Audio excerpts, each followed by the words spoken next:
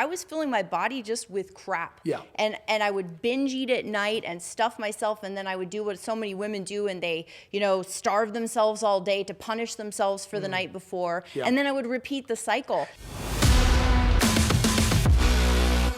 What's up? Kris Krohn here with the Kris Krohn Show, and check it out. Today, we're going to watch a couple duke it out because they're both health freaks. They're nuts. They got a business that they've shared together over the years, and man, can they go at it with one-up each other on their wins that they have, on who was on what cover of what magazine and who had two world champions, championships versus one. We're talking to Micah Chaloux-LaCerte. He's been on my podcast before. Micah, dude, total stud in the space. Love connecting with you. Thank you for attending my event this last week. How are you doing? We're so excited to be here, brother. We're doing really well. And then we also have your wife, Dianna Chaloux-LaCerte. Chaloux-LaCerte. Chaloux-LaCerte. You almost got it. I know. Do you know entrepreneurs? I think the majority of us are dyslexic, and that's me right here. That was close. We got That was street really smarts. We don't always have the academics. But welcome. Thank you for being here as well. Listen, let's just first of all talk about you guys, because you are out in the world as a power couple, representing faith, representing health, and really championing people on to their best bodies, because I think according to you, the world's pretty messed up, right? Obese, fat, we got a pandemic where people there's no self-love, no nutrition, not taking care of themselves, and you've got a mission to do something about it. You know, we both started in places that were difficult. I had to first go through a lot of trauma and a lot of pain to get to where I am today, and a lot of people can attest to that. Does that mean you were fat once? I wasn't fat. I was skinny, but okay. people associate, I wish I was just thinner. But like, we go through the same bullying. Can you just give me a double arm flex, bro? Okay, cool. Okay. And you were world champion. But I'm the king of the calves, not king of biceps. Okay, you're king of calves. Yeah, dude. Okay. Yeah. That's right. But ultimately, man, I was able to go and put that pain to purpose. Yeah. And go through surviving of really a lot of hardships to then thrive in life. And so our passion now is to give back and help others that have gone through hard stuff. I think there's a lot of taking control of your own life too, when you learn to when you know what it feels like to manipulate your body and be like, wow, I know how to nutrition this beast. I know how to work out this beast, and I maintain it. I like, for the longest time, I was jealous of the people who are like, yeah, I can eat whatever I want and I never gain any weight. I'm like, dang, I wish God made me that way. Well, he did. I made that way now. I just had to get my ratios right of fat and muscle. And my desires have shifted, right? Like, I don't freaking crave sugar like the sweet tooth I once had. Like, there's things in life that I want more than the way I used to eat. And so, like 12 years ago, I went through this total transformation. I'm all in the health space in my own way, but for me, it's about longevity. It's about living forever. It's like, I want to be immortal. It's like, I want as long of a healthy, productive life as I can, and I want to do the good that I'm meant to. But you're specifically called to getting people right in their bodies. Why the passion for that, Dianna? Well, for me, it's because I'll use the F word. I was fat. Okay. I actually had to go through my own transformation journey. Yeah. I was completely not taking care of my body. Now, were you like one of those chicks that looks in the mirror and is like, oh no, I'm like 8 pounds overweight, like fat? I was 50 pounds heavier than I am now, so it was a 50-pound. And that wasn't baby weight. That was a true, genuine. That was true. That was drinking a lot of beer. Okay. That was a lot of McDonald's. The last time I had McDonald's was the day before I had what I call my Independence Day. How long ago was that? That was 18 years ago. Whoa. Yeah. Can I tell you, I have not had a Reese's peanut butter cup in 8 years. I was in front of this audience, and I asked every one of them, I said, tomorrow I want you to bring in your favorite food that you're going to give up for the rest of your life. And they all brought in like donut, pizza, like all of their favorite things, Hostess. And I brought in Reese's. And I took them through this exercise, their Liberation Day, where I just said, what's more important to you? What's more important? Is it your health or this thing that you go to as an addiction? And everyone gave up that addiction that day and swore they'd never have it again. I don't know who's kept their promise, but I have not had a Reese's peanut butter cup in the last 8 years. So for you, it was Mickey D's. Well, it wasn't Big that Mac I Monday. loved that. It was more the beer, honestly. Okay. It was, I didn't go to McDonald's a lot, but it was just, I was filling my body just with crap. Yeah. And I would binge eat at night and stuff myself, and then I would do what so many women do, and they, starve themselves all day to punish themselves for the night before. Yeah. And then I would repeat the cycle. Yeah. And it had to be a change that happened up in my mind. And thank the Lord that happened. July 5th, 2005 is my Independence Day. Wow. Well, congratulations. And that's beautiful. I kind of wish that everyone would have one. Like, I actually don't know my date, but there was a moment when I was on the phone with my coach and she's like, Kris, what's coming up for you? I'm like, well, I'm dieting. She's like, dude, you're a big dude. Why are you dieting? And I didn't have my body wasn't shaped like a V. It was shaped kind of round, and I had a tire, kind of around my midsection there. And she said, maybe you're not winning because you're always losing. Maybe you were meant to gain. And I had this one breakthrough moment where I said, gain? And I learned that when I started going for putting muscle on my body, 10 pounds, 20 pounds, that my fat just came off, and I didn't understand I was destroying my metabolism. Most people don't know that there's a certain ratio of muscle that you need on the body so that your caloric needs are high enough so that your body can actually zoomy through those calories and burn them. I was depleting muscle from my body, which meant my fat ratios were struggling. I didn't know that my estrogen levels were high. I hadn't claimed some of my divine masculinity. And that was a moment for me where everything changed. It's so good. It really has to be that moment. And for me, if I hadn't had that, I literally would not be sitting here with you today. I ended up going on to be a 2-time world champion and be in the 2-time world champion of what? The world. Can you just explain what that means? Are you got like the into- master of the universe? Yes. Okay, good. 2 times. She had a tiger and all. I competed in a couple of fitness organizations. I won a fitness model world champion, and Wow. I'm a figure world champion. And, Jeez. But those were dreams Figure, and that goals. means you got some lats. Yes. Yeah. Okay. But it was- that starts intimidating me when I look at a chick with lats. I'm like, oh, she's bigger than me now. You know what I'm talking about? No, but very empowering, right? Yes. Oh yeah. It completely changed my life because I had all these goals and mine were specific to the fitness industry. Yeah. And I had these women and I would look at their pictures and I was like, I want to do that. But then I just had so many excuses and I just was so sick of the excuses. And when I finally shed that and changed my mindset, I literally went on to achieve every single thing that I wanted to do. And then now I get to help people do the same thing. We're going to talk about this. We're going to deep dive on this because, first of all, what you just said is key. I'm hoping for someone that listens today that they hear something that ignites their journey and says, oh my gosh, if they did it, why can't I do it? And you said something really key. Your life changes forever when you stop excusing. And a lot of people live by excuses, and the excuses always change with the circumstance, but whatever it is, it's always just a cop-out.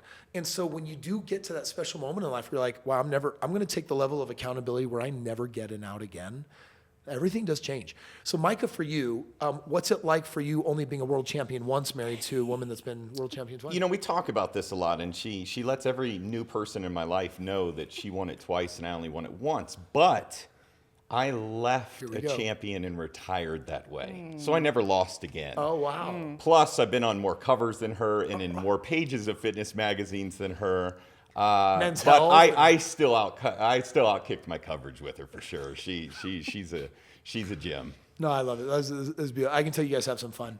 You guys are in this business. What's the name of the business? Hitch Fit. Hitch Fit. And you've had that business for how long? 15 years. Jeez. And you guys own gyms and you have a global following and you help people everywhere. What's the mission of Hitch Fit? What's your mission in life? I mean, the mission of Hitch Fit is transforming one person at a time, and that's what we've done for the last 15 years. We started online personal training when people didn't even know what online personal training was. We were using MySpace for those of you who remember MySpace. Are we going all the way back to MySpace? We met on MySpace. No way. Yes. Okay, back when it was like, oh no, if you met someone online, you're some perv. Yeah. Now that's how everyone meets. Yeah, but it's been beautiful. We've just been able to, it started, like we had no money. We lived in an attic when we started everything, and we were so passionate. And so as people would transform, they would let us share their stories, and then that would lead 10 more people to us and 20 more people to us. And so I have to ask this, and I want to ask it early on because you've coached thousands of people. Mm-hmm. So help me understand this. There's a dime a dozen coaches out there that'll be like, let's get your nutrition on point, let's get your lifting on point, and that's kind of their game. But I noticed that the really good ones have an X factor. They have the thing that makes them different and unique. What is your unique differentiation from everyone else out there? I always tell people that my superpower is brainwashing people into believing in themselves. Wait, pause. So I mean, this sounds awful. Like I'm thinking about when I was interviewing with Mike Tyson, and he's like, when I was 13 years old, single mom, no dad, and my coach freaking turned me into a killer. Yeah, I'm like, how did you get 42 knockouts out of 44 fights? He's like, because I went in with one goal. The goal wasn't to win. It wasn't to beat him up. He wanted to kill them. So brainwashing, this is a powerful term. It is. What do you mean? It is. And you use this a lot too in your methods, but most of these people that are coming in front of us, either online or in person, they don't believe in themselves. Yeah. And so I'm instilling this belief through sometimes really painful truths. Sometimes just going, hey man, we need to look in the mirror. Like you think you're Superman, dude, you were Superman when you were 17. You're 55 pounds overweight. You're having heart issues. You're having diabetes. Like we got to get it together, man. Like your wife did not sign up for this. So this is like hard love truth where you just get real with people. We no get real, sugarcoating. we get real with people. We both went through our own transformations. Our transformations were our first. Yeah. And we knew the impact that made, but we had to go through the storms of that. And now we have this vast amount of knowledge that we can pour into somebody, and we really believe that anyone that we work with can transform their life. We really do believe it. And if they apply it, like it works 100% of the time. Okay, so curious. So like you got nutrition, you got exercise. Let's talk a little bit about the S word, steroids. Let's talk about, it's fortunately, there's been a huge shift about getting your hormones checked. Now doctors are popping up everywhere the last 5 years where it's no longer as stigmatized. But like, tell me what it means to have a woman's or a man's estrogen, testosterone checked, or some other things going on in the blood. Is that a part of your process? It is. You know, and the older that I've gotten, I've really started studying it quite a bit more. Obviously, it was stigma in the bodybuilding world. Okay. But what people don't realize is after a specific age, your testosterone level and your lean muscle mass starts declining. Not only in men, we think about men all the time in testosterone and steroids or peptides or whatnot, but on the female side, which I'll let her talk about, like it is a game changer. Yeah. And so, you know, when your T levels are low, we're talking, you know, intimacy issues, we're talking depression, we're talking lack of muscle, we're talking metabolism drop, we're depressed, anxiety, there's all those things. Sometimes we're also, like, you got a lot of men out there that are just manifesting a whole lot of the feminine energy.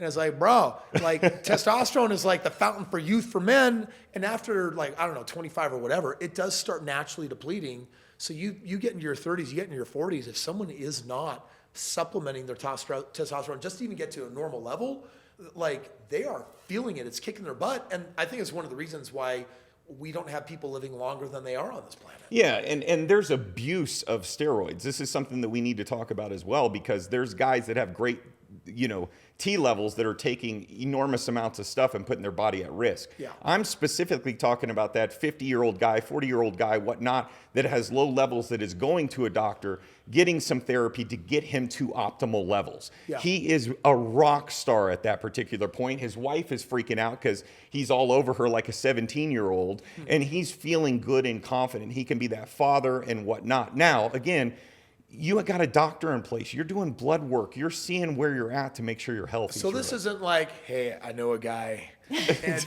I know a guy, and he's got the stuff. Yeah. Like this is, you know, I have a doctor, and every quarter I get my blood drawn, and my doctor's kind of cool because he allows me to really just kind of jam with them through text. I'll come into the office, but for time management's sake, teledoc is really, really cool. But he'll do full panels every quarter. We'll look at everything because we're looking at everything. And I am glad that more people are doing this, but I think that's really essential. When I've done some of my extreme weight losses with like guys that need to lose 100 plus pounds, I get the doctor involved, and they're looking for diabetes, they're looking for fatty liver disease, they're looking for, you know, problems in their insulin, insulin resistant.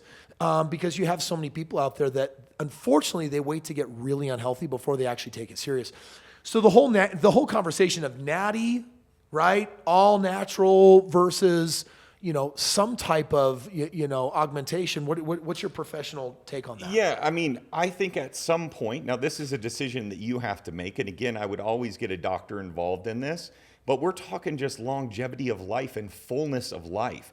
And if you can't get if your T levels are low, and we're talking about everything, we're talking cholesterol, everything, they're doing all your panels, but we're talking testosterone specifically right now, like go in and just see where you're at. You know, I always encourage my guys over 40, like, go in and just see where you're at.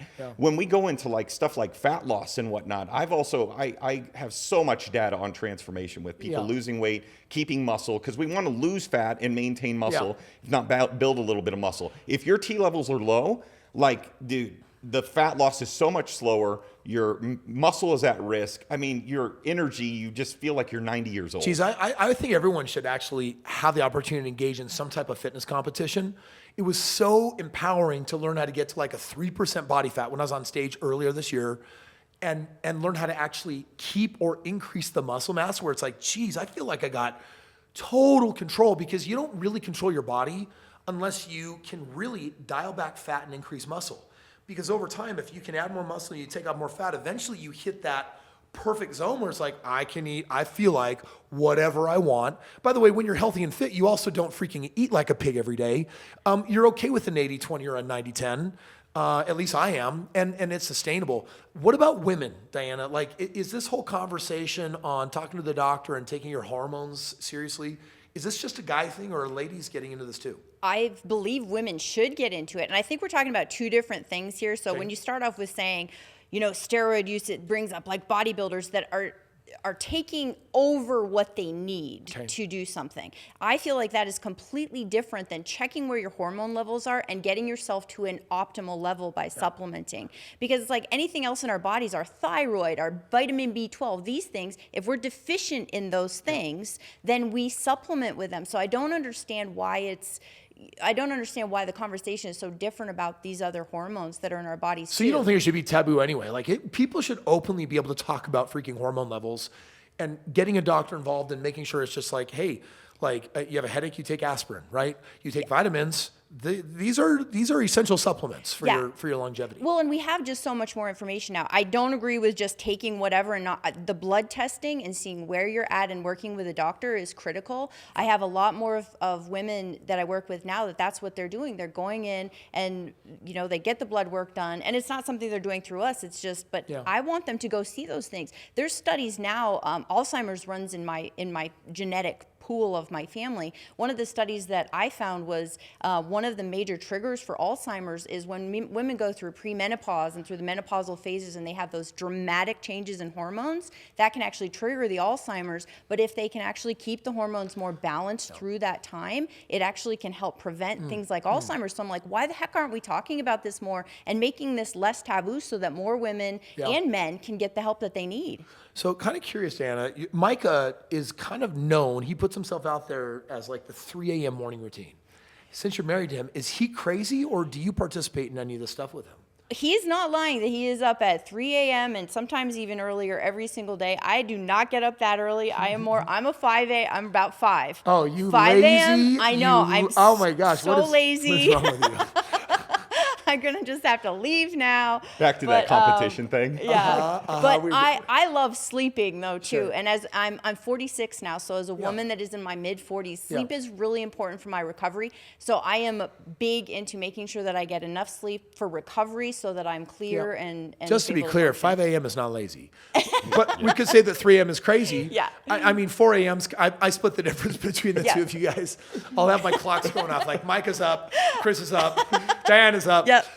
So kind of curious, Micah, tell me a little bit about, like, why does your routine have to start that early? So it starts that early. I don't set an alarm. It is literally the rhythm of my body and when it wakes up. So Does that mean that no one else is a part of the routine? It's just all you? It's all me. Okay, so you don't have to coordinate with people like, I need my workout buddies to meet me at the gym. No. I was an only child. I always did everything by myself except for when I was with my Do you buddies. consider yourself introvert or extrovert? Very extroverted when I'm in leadership positions. And then otherwise? And then introverted when I'm alone, for sure. Yeah. No, I think a lot of the entrepreneurs like develop the charismatic ability to turn it on, and they can do it well. It can be kind of draining, and then sometimes they go home and they're like, I'm out. Right? We talk about this a lot. We recharge in silence and in quiet. And we do, we both kind of have the same love language too, with time, spending an enormous amount of time together. I asked Dianna this question on a private VIP breakout. Now, like, normally when I ask couples, I ask them, I'm like, how much time do you need, with your spouse? And here's a typical response. the man might be like, I'd like to have 60 minutes a day with my wife, maybe 90 minutes. And, she's sometimes like, well, I only need 30 minutes. Or maybe it's like, I've never heard over 2 hours. So I'm kind of listening because most people live in a world where they're not business owners often, right? They work for somebody else. They got kids. Life is kind of busy. So I'm sitting in this VIP session and I'm like, Dianna, let's just take you, for example. Like, for you, like, how much time do you want to have with Micah today? And you're like, 6 hours, no, 7, I don't know, 6 to 8 hours. And I'm like, holy, what is happening here? I'm like, you guys love each other, right? 15-year marriage. Clearly there's something going down. That is an extraordinary desire. What are you doing all day with him? I think we're together all the time. What are you doing? Like we're working. We're working. Like we. What go else to are you the doing? Gym. Like, What else are you doing? Know everything that we're doing. I mean, when you're fit, there's more intimacy. It is what it is. Like, and so I randomly will just go up, and I mean, I'm like a very perverted, extremely faithful husband. And so can we just pause on that reflection? Think about that. I'm like extremely perverted, faithful husband. I mean, and yes. Yes. And so think about that. Like I'm with her most of the day, outside of when I go and work out by myself or whatnot. And so I see her, and I'll randomly, like every hour or so, go in there and get some smooches, a little bit of groping, a little bit of, and then do the dishes a little bit so that she gets everything she needs as well. And I just think like, this is your person, and she was such a blessing to me from the Lord. Like I'm going to cherish and lift her up as high as possible, and at the same time, I find her very attractive, and so I make out with Dianna, her are as you much as blushing right possible. now? I don't see what's going on underneath. I think Frankie. I mean it is what it is, and I think it's one of the perks. Like I see so many marriages that fall apart because people lose that intimacy and that connection. And not that everybody needs 6 to 7 hours. I'm a time person. Yeah. I don't need presents. I don't need anything like that. But if you're going to show me you love me, then you're going to be with me. And it doesn't mean we're necessarily talking, but we're in the same space. And It's beautiful, by the way. It's not a criticism. My wife and I, Wife Wednesdays, right? Like for years, Wednesday is our day. And we will go somewhere in the world, or we're going to go to the spa together. We're just going to spend time together. And it's just really a quality time game where it's just like, I don't even care what we're doing half the time as long as I'm with her. Like that's it. And we kind of dropped it in the middle of the week because, I had a friend of mine pass away, a very close friend of mine, and it had me really reevaluate my life and just be like, Kris, what do you really want? Like more money's not going to change your life.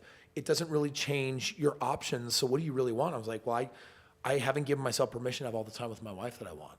And so, we spend a ton of time together, but Wednesdays, the idea of we are together all day is just like magic because it's this beautiful, it's like a little mini vacation, So for you guys, it's 6 to 7 hours every day. It's like a little vacation every day. Yeah, I love that. And I just want to say, we got the chance to go to your event this past weekend. And the thing that really was one of my favorite parts of the entire event was that your wife was here and that she was with you and that you guys were together and she was on the stage. That spoke volumes to me about your marriage, about who you are as a person. And that struck me like incredibly. And so I just want to say I appreciate that. No, thank you. It's Micah, it is what you said. It's like when you really have found your person, and it's the one that you really want to be with, and you're willing to commit all fidelity on all levels to them, right? Fidelity, a lot of people think that fidelity is the game of not screwing somebody else. And I'm like, no, I don't think that's what fidelity is. I think fidelity is when you give everything to that person. You're giving them your soul, you're giving them your body, you're giving them your mind, you're giving them your heart, you're giving them your energy. And, there were parts of my marriage where we weren't giving everything to each other. And over time, we had to learn how to do that. And as we have, it's like, wow, you're like the most glorious human being on the planet. And I love having this time with you. And that's our way. It looks like it's your way, too. Well, it's another reason why I wake up at 3 a.m. Like, there's no distractions at that particular point. I can get connected to the Lord.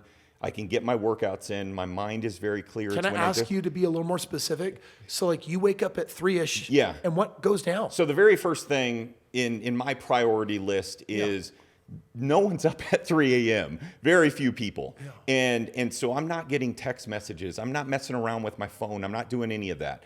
I have complete silence where I can sit down, do my devotionals, or get into the Word, or just pray and just thank Him for another day and another opportunity, and bring the people in my life that I can make impact on. and pray for my wife and whatnot. And then I got a Peloton bike. I go in and I start doing cardio. Yeah. I do cardio because it stimulates my brain. Yeah. And then I still do a majority of my social media. And I know I could pull that off, but I just love doing it. Okay. I literally have 17 pages that I create unique content for every single day. Oh, wow. And so it's a part of what I do and just making impact in that way. And then I go into meal one. And so I live this bodybuilder type of structure when it comes to nutrition and whatnot, but it has a far bigger purpose than just the aesthetic. The aesthetic is cool, muscles are awesome, you get into a room, you shine, but I'm talking more about what it does to my mental state and keeping it in this state that is just like high level. I can be everything I can be for my wife, for anybody that I come in contact with, and really pour my heart out with no limitations at all. I want to go back to the steroid comment for a second, because I hate all of the trolls online that love to look at someone's very muscular body and be like, steroids. And I'm like, I got news for you. When you chew up your testosterone and you take your vitamins, you don't grow muscles. Like, you have to work for them, and it's actually a really hardcore mental game. So, like, when I look at your body, I'm like, dude, that dude is a mental fortress, because you have to convince yourself every set that you can do more than you actually can to freaking destroy. On some days, it's destroy to be able to produce that outcome. What is your calorie intake right now a day? So I'm in a cut right now. So I've been trimming down, but I still stay about 3,600 calories a day in a cut. Can we just pause for a moment? First of all, 36 healthy is a ton of food. Most people, if you go to a fair, $3,600 is like a corn dog and a Twinkie. But like, when you're eating healthy, that's a ton of food. When you're in a gain, what are you at? So I go anywhere between 5,000 and 6,000. And so my body hovers from, like, we still do photo shoots at least once a year to like do hardcore, get as lean as possible, and do that for the challenge and the discipline. We still love it. And we do it together, which is interesting at the house sometimes. Dude, so can I tell you, I did this crazy experience last month where I was doing some very deep inner work with some coaches, and some of it, I mean, it messed me up good. And I lost like 25 pounds, got sick. I lost 25 pounds. I don't get sick. And so in a month, I lost 25 pounds. And my coach is like, it'll come back. But I have not been able to like put in more than like 3,000. And now I'm just getting my appetite back. But right before that went down, my coach had me on between 5,000 and 6,000 calories.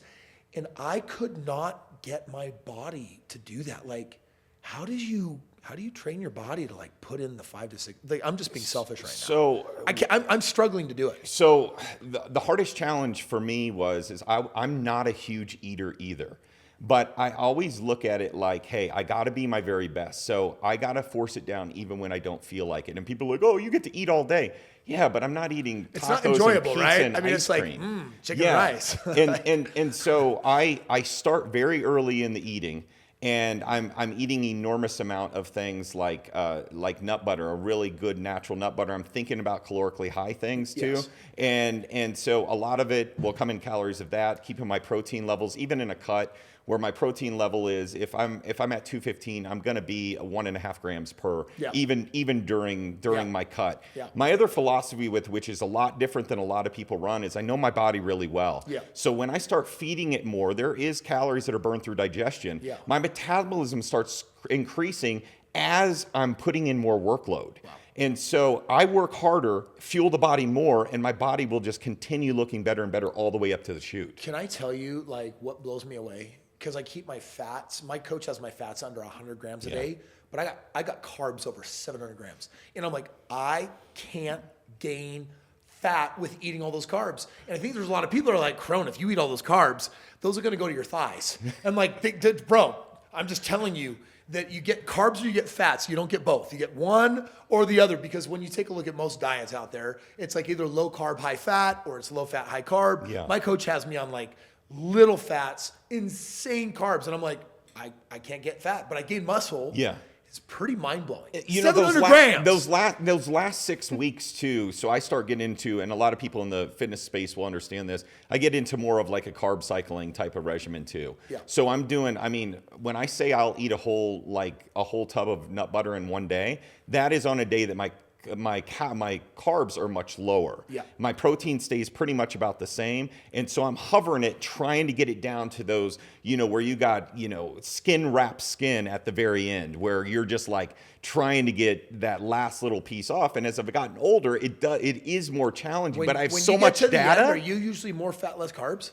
Oh, for sure. Wow. And then I do this really gnarly thing. I'll talk to you later about this, but I do this gnarly thing right at the end that, like, man, I have this day, like 2 days before, and I like eat garbage. And it goes against everything that I teach because I don't have anyone else do that. I just know how my body responds. You know that it works. Yes. So I'm the same way. The two days leading up to the show, you want to start putting it in.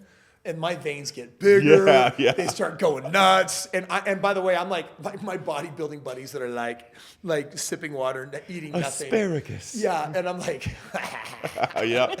yeah. I mean, we just have this mindset going into a show where, like, I don't want to spoil it now. I'm gonna get ruined. Here's the issue: you got to come in peeled. You got to come in dry. Like, if you're not lean enough, this isn't gonna work, man. Like, you got to put the discipline in and get down there. And a lot of guys can't do it, and a lot of females too. I am pausing my podcast for this brief moment to make sure you have access to my cell phone because you can text me, Kris, I want a free game plan. Literally just text 385-217-3477. And I got news for you. You can ask me a question about anything. You can ask me a question about life, the meaning and purpose of it. We can talk about finances, business, real estate, marriage. If you got a question, text me. Let's jam. Dianna, you refer to the body as a business. Mm-hmm. And I love this idea because and I've heard you, Micah, kind of talk about this, these 4 F's, right? There's faith, there's fitness, there's finance, and there's family, right? You've got these 4 F's, and I look at them, I'm like, they're all businesses.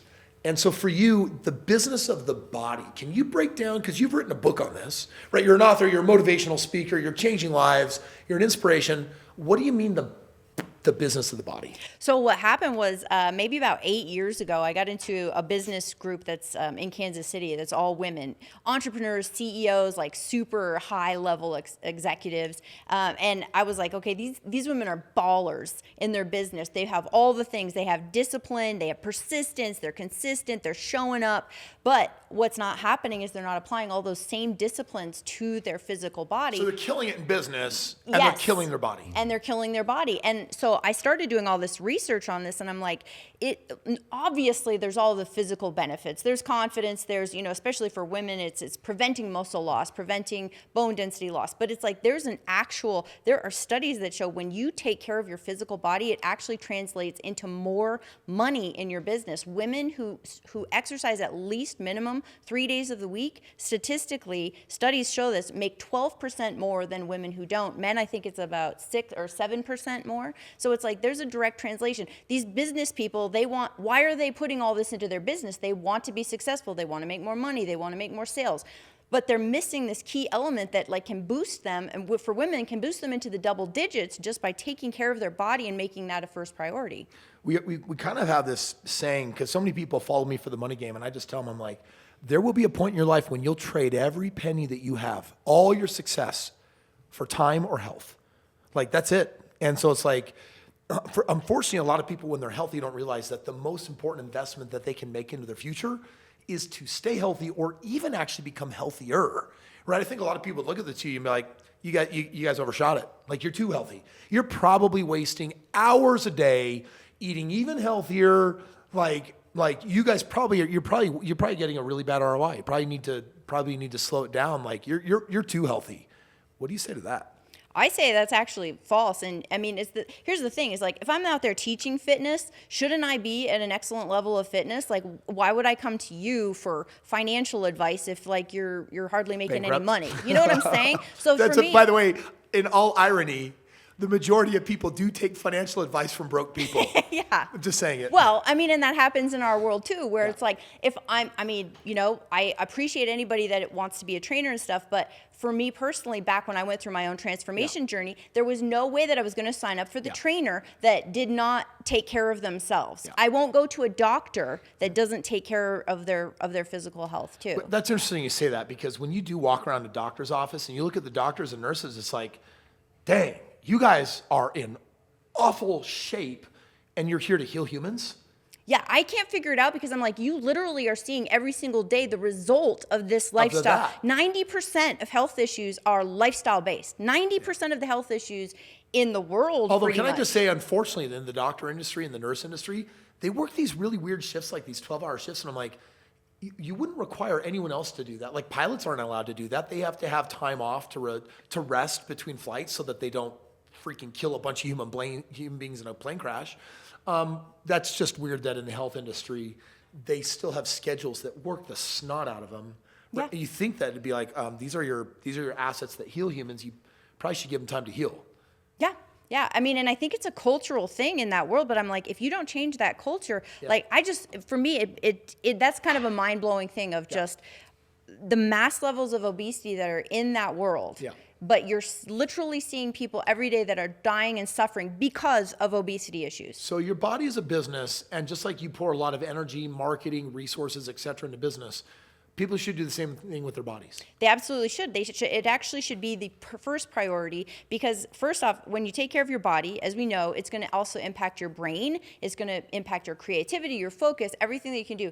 With your relationships, it's going to impact your intimacy levels. It's going to impact the ability to have energy for your kids. So it's like if you actually literally want to be the most successful that you can be and not spend all of this money, all this stress, and then end up sick and dying or dead before you're supposed to be there. Yeah. You have to switch the priorities, and it's a mindset shift. It is not selfish to take care of your physical health. It's actually selfish to not take care of your physical health. If you have a business that you have employees like relying on you for a place to work, you've got kids that want you, you've got a spouse that wants you, I think it's just that mindset shift. I once pissed someone off in one of my events. This one guy was very, very overweight, and his wife was sitting next to him. I said, "Why don't you love your wife?" And he said, "Excuse me? I love my wife." I'm like, "Look at your body. Tell me you love your wife and you do that to your body." Because what I see right there is at least missing a decade, maybe more, maybe 2 decades. Like you're gonna, this woman that you claim to love, you're not gonna give her the last decade or 2 of your life. I'm not saying it was the healthiest moment of my life because there was some weird energy on that. We live in a world today where you guys know what it's like on social. You get skewered so easily. I posted a video of me doing these really deep dips, and oh my gosh, everyone on the planet chimed in. They're like, "Oh, you call that a dip? Why don't you try doing a full rep? Why don't you try going down all the way? Why are you tying weights and 45s, around your waist if you're not going to do a full?" And I'm like, wow, you guys are freaking cruel. You have to manage some of that, but you probably get accused of a lot of stuff, especially where we have a very sensitive world when it comes to things like fat shaming, right? Like people are like, "Oh my gosh, you're gonna hurt my feelings. I'm not gonna feel good." And I'm like, how do you manage that? Well, I mean, I would just tell people out there having a food addiction is being in bondage, man. And we associate food to this celebration, but the reality of it is in silence is when we're binge eating and we're getting bigger and bigger and unhealthy. Would you say that sugar is the biggest addiction? Oh, I mean, if we cut out sugar and alcohol, they're game changers, man. What those 2 things do in our bodies to kill our bodies quicker. Do you guys drink alcohol anymore? I fully cut out 15 years ago. Okay. I'll have wine once in a while. Got it. Curious. Thank you. Go ahead. But true freedom is not being in bondage of anything. Yeah. That means that if I want to go hike a mountain tomorrow, I can. Where I know the psychology of an individual's mind enough to know that they're looking for the closest parking spot to get to the grocery store. They are just to not move their body. They're thinking about selling their home because they're tired of walking up and down stairs and they can't do it. That is bondage, dude. I want people to be able to live the fullest life possible. I really appreciate your truth as you share that story. That's something that I would say too. You come at it with a very compassionate standpoint because you're looking at making an impact in this person's life to make a breakthrough, as you talk about. We do the same thing every single day. It's I care about you, and that's why I'm telling you the truth. You have all these yes people around you. "Oh, you're so awesome. Let's go drink together," and whatnot. Yet you're just dying inside, dude. And for us, I'm going to be that person that is going to tell you the truth if I have the opportunity to do that, because I want to pivot your life. I want to shape your life in a different way. Weak people produce bad times. we are not in good times right now. And it's amazing how many people are willing to support inadequacies. That's what the whole fat shaming thing is about. And it's like, hey, like, if you really love someone and care for them, how do we create a safe space where we can actually speak up? And I think for me, it plagues me sometimes. Like, I'll walk around on the street, I'll meet with people, and then when I see people that are really obese, I'm like, oh man, I don't know them, but I want to say something, and I want to offer a resource, or I want to do something, and it's too taboo. So really, for the most part, I don't say anything. I might say hi or try to be friendly, but I think there's a lot of people that live with a lot of depression and extreme sadness. It's not just that their body is overweight, it's that you're right, it affects their sex life, if they can even have one. It affects so many other aspects of life, and then some people just give in and just say, well, I'm going to go out with this. Like, this is a slow suicidal option, and eventually it is going to kill me, but at least, and they tell themselves, but at least I'll have enjoyed my life, or I'll have enjoyed the taste of food. And I'm not going to lie, that makes me sad. I mean, dude, we talk about drugs, we talk about prescription, we talk about alcohol and the negatives that come with all of those things, yet food is killing us at a high Heart disease, right? Dude, Number one killer. It's heart diabetes, heart disease, cancers. There's all sorts of stuff that are going there, and 99% of it is fully controllable. Well, I just want to add to that too. It's like, and we know solutions for this stuff too. Like the whole, like, I think we should all love ourselves, but how do you show how you love yourself? You know, it's like, if I believe our bodies are such a gift from God, and it's like, so if you get some amazing gift, someone gives you an amazing gift, do you fill it with junk? Do you throw it on the floor and trample on it? Like, that's kind of what we're doing in our bodies when that's what I used to tell. I got in so much trouble with my wife for years, because every time, you know, I'd take her shopping, and then she would use the floor as her storage unit for clothing. I was like, wow, you disrespected me. She did not like that. I'm just saying. But no, I get the analogy. Like, I get what you're saying. And it's just like, wow, when we don't take care of our bodies, what does that really mean? And what's the message that we're sending? And what is that saying? And then worse, what are all the unintended consequences? You know, everyone's afraid of death, but no one actually thinks, what will it be like when I die? I think most people would be like, that's not fair. Like, I should have had more time. And I'm like, you knew you were dying, right? You all caught the disease called mortality. Like, why didn't you prepare? Like, why didn't you do something? And I think part of the health game is there's this consciousness around it, that when you see people that are healthy, there's a variety of reasons why they could. But I always like to hope and think, hey, I think they're taking care of themselves because they value their life.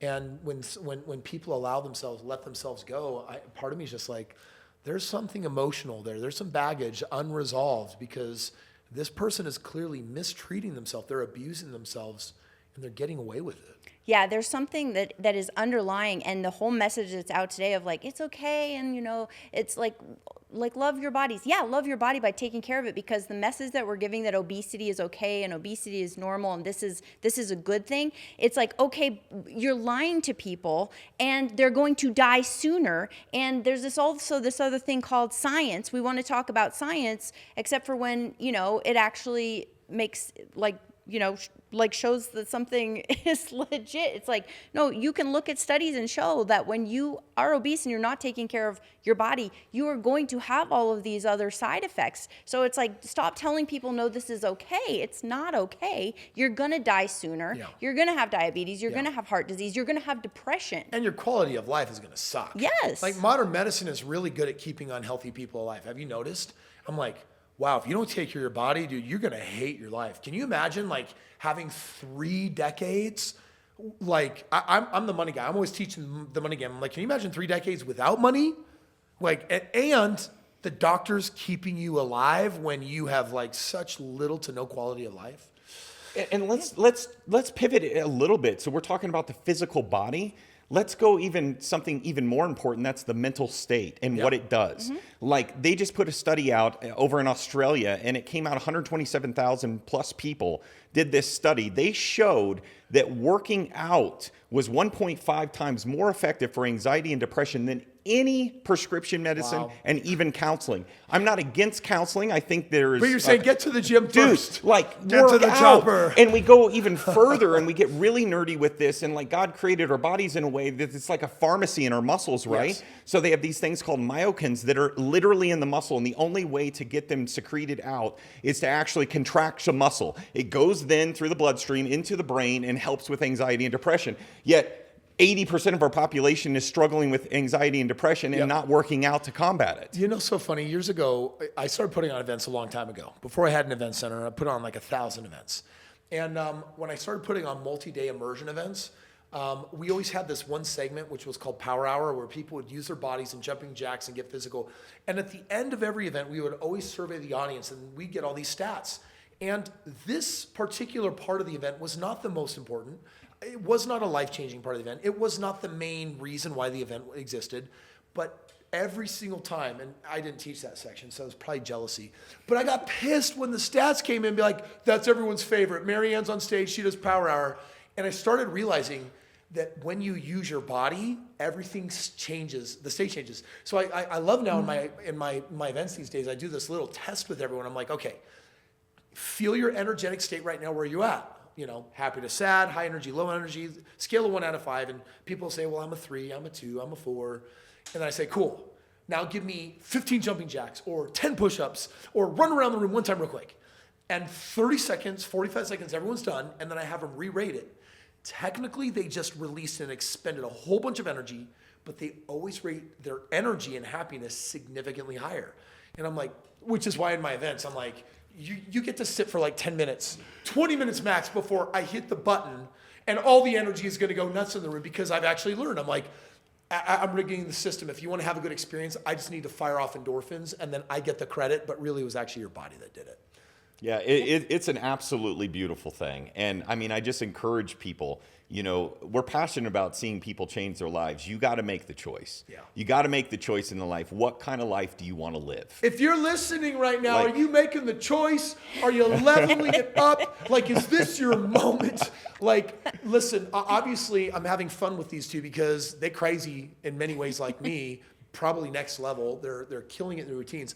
Micah, you were you on The Biggest Loser? Like, were you like you were part of that or reality TV, right? You had a stint. Yeah, so I've been on 3 reality TV shows, but the very first one that had the most important one that I actually said no to was The Biggest Loser. Okay. So we're up in an attic. We had just started our business. We had no money, guys, like no money, and I get this call, and they're like, "Hey, we're casting for The Biggest Loser. We would love for you to be a trainer." And I sat and spoke with her for about 45 minutes on exactly why I couldn't be a trainer on the show. And I knew before everything came out, because I knew the body well enough, that what they were doing in that controlled environment with too much expenditure, not enough food, they're then putting them out into reality. Like, it was not realistic for these people to lose that amount of weight in that much time. That's TV ratings. That is not actually setting them up for weird. a life. I actually saw some stats on the number of people that won the show who kept it off, and it was a really sad, disappointing number. And it really kind of just goes to show that diet and exercise aren't everything. It's mindset. Like, you've got to build a routine that is sustainable. I'm curious what you think about this, because I always tell people, I was like, I've actually, Micah, heard you say, if the diet has a name, it's not going to work. Yeah, I mean, think about it. Since as long as we know, every January or every other January, a new fad and a new diet comes out. P90X. Yes, I mean, it's like Beachbody. I mean, right, all of the things. You know, everything that's come out, and people they know it's all about money. So if you follow the money with it, you know that they are going to take advantage of what they know people want, which is quick, fast results. I lose weight. Like, now people are you saying that this industry is rigged and that they're dropping 90-day programs, knowing people will drop out after 6 weeks and then retarget the email list and sell them a new product? I just wish that we had leadership in place that spoke the truth. Yeah, that's what I really wish on all levels when it came to health. So here's what I've learned, and I think this is what you guys believe as well, is like, whatever you're going to do to change your body, if it's not sustainable, don't do it. Because how you get there is more important than if you get there. there's so many people that will do something extreme to get there, but they can't keep it. And it's because, well, how was more important than the what. How you got there if it wasn't sustainable. Like, let me ask you guys this question. When you first become bodybuilders, you guys know the bodybuilder diet, right? I mean, more or less, you know that we're talking about chicken and rice and egg whites, and like there's this routine. And when you're kind of new to it, let's be honest, kind of sucks. You're like trying to rig the system for like seasons and seasonings and spices, and you're like, all right, there's got to be a way to turn this into a legit chocolate brownie that is a protein brownie. Like you are doing everything you can to hack everything to feel like you're a normal human being when you are not eating normal. But after all these years, like, haven't you normalized that type of eating to some extent where, like, when you look at what you're eating today, would you guys say that you more or less eat some kind of modified version of a bodybuilder's diet, but you're totally okay with it? Yes, yeah, that's extremely true, and it's like, and I actually love how I eat too. And it's not that like we're in a phase of like you said, we maintain and then we put ourselves into a hardcore prep once a year just to keep ourselves on point. And I want to show like women over 40, you can still do it. But I enjoy so much how my body feels and operates, and I actually enjoy the food that I'm eating. Yeah. Like I would feel like such garbage if I ate the way that I ate 18 years ago. Oh, yeah. You know, well, especially when you have those moments where it's Halloween or whatnot, and you would go back to the old way, and within like putting 4 things in your mouth, you're like, body is telling me everything not okay, system going offline, like hurry, right? Like it's not okay. So you do get used to it. I'm working on my 4th bodybuilding show next year, and I've gotten to the point where I'm like, you know, I slam my egg whites. I have a dozen eggs, mostly egg whites, maybe 1 or 2 yolks.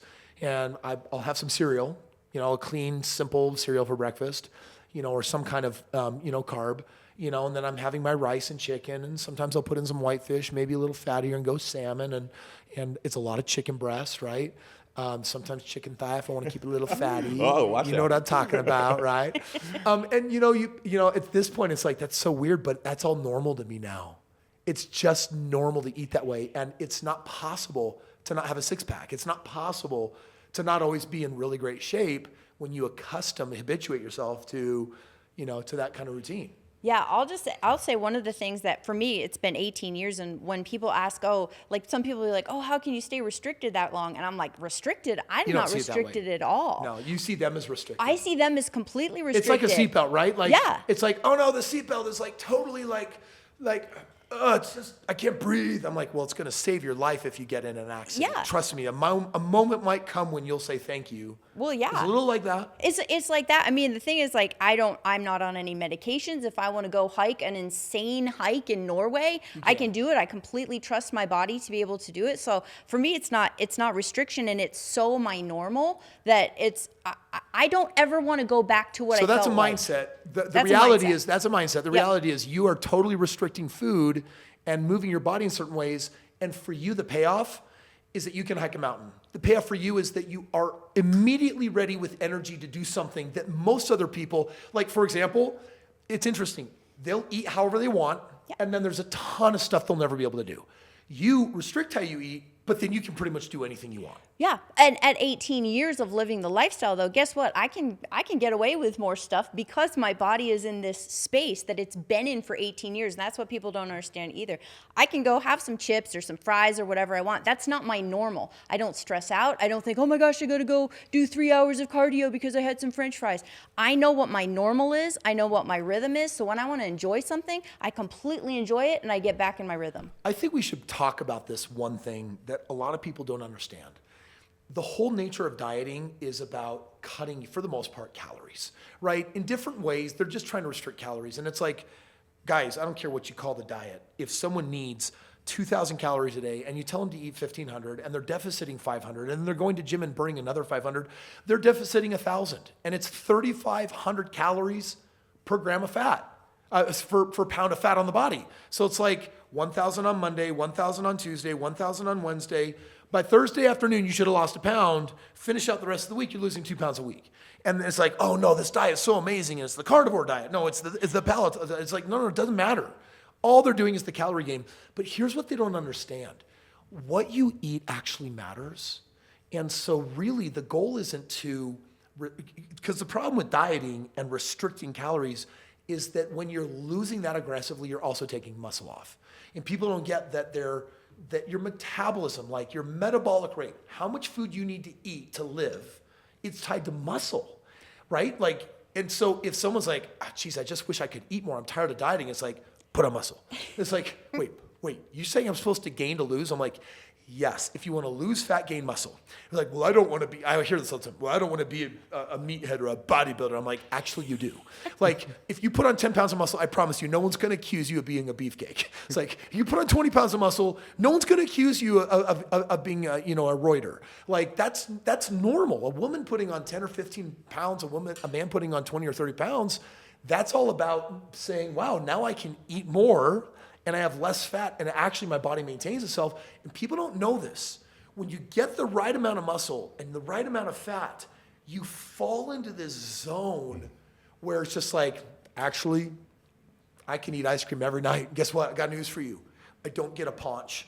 Like I don't get fat because I have so much muscle that it sometimes doesn't care what the calorie is or where it comes from. It's gonna obliterate it.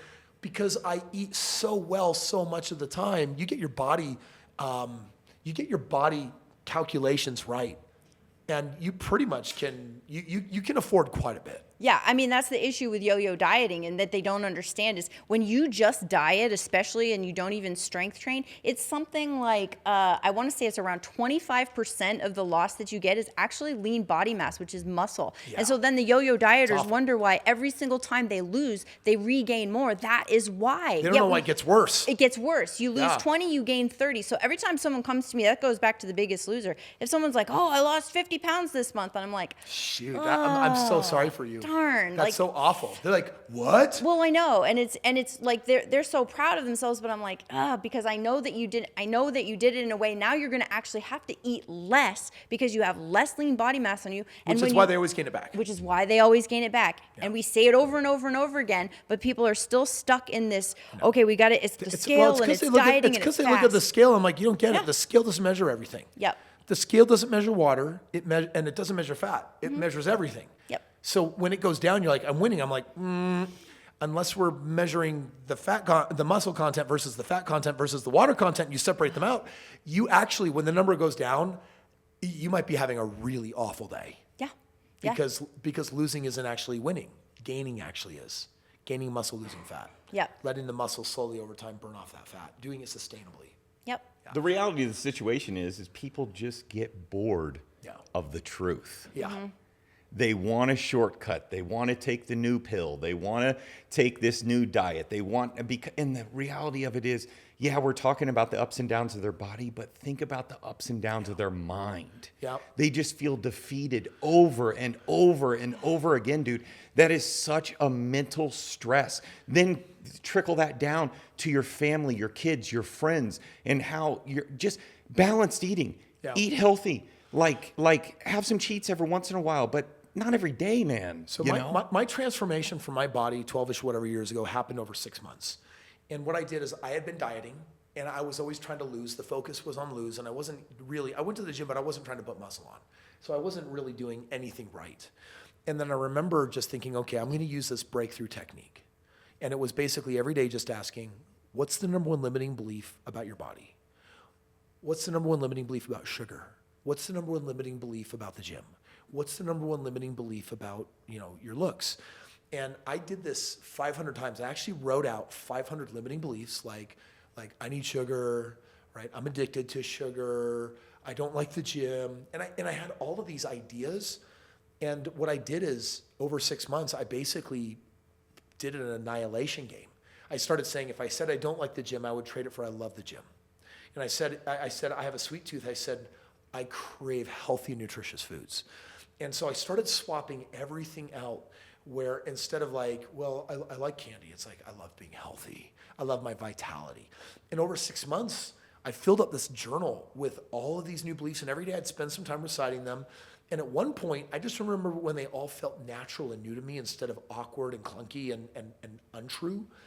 And through that process, that's when my body changed. And the weird thing is I didn't really change my nutrition much. I didn't change my exercise much. But because I changed my belief system, my desire for unhealthy foods went down. because I changed my belief system. When I would look in the mirror, I started feeling more confident. And so I healed my mind. And then manipulating the body was easy. Then spending time at the gym wasn't hard. Then, by the way, and this was a weird one, but eating healthy food actually started becoming easier.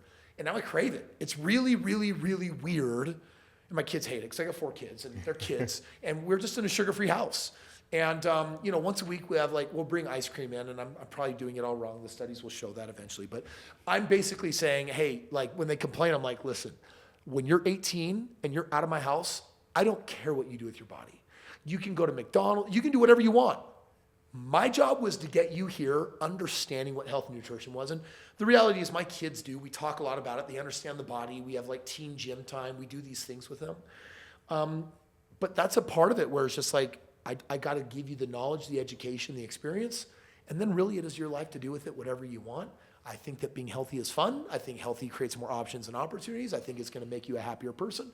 I think you're going to have more mental control, more emotional control. Bottom line is everything is gooder when you actually take care of your body, and you guys are huge ambassadors for that. For the people that are listening, that are on the verge of this moment where they're like, man, I listened to this entire thing, and I think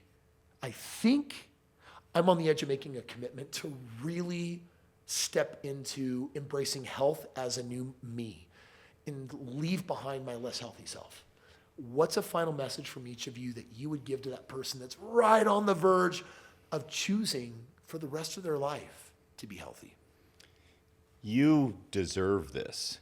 Your family deserves this.